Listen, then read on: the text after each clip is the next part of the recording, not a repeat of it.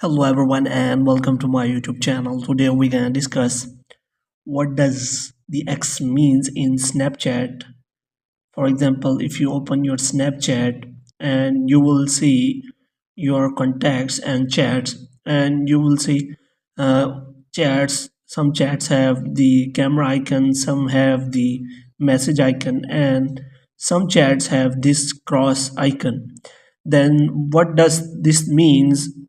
If some chats has cross, this means that you still not have added that friend into your friends list, which means you are not still friends. And if you want to add as a friend, then and they allowed you to send them Snapchat, then there will be shown camera icon. But if they are not allowed you to send snaps, then there will be only the message icon here.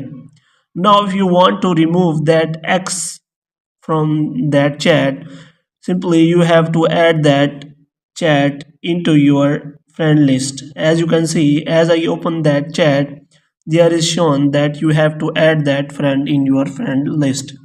Here is shown.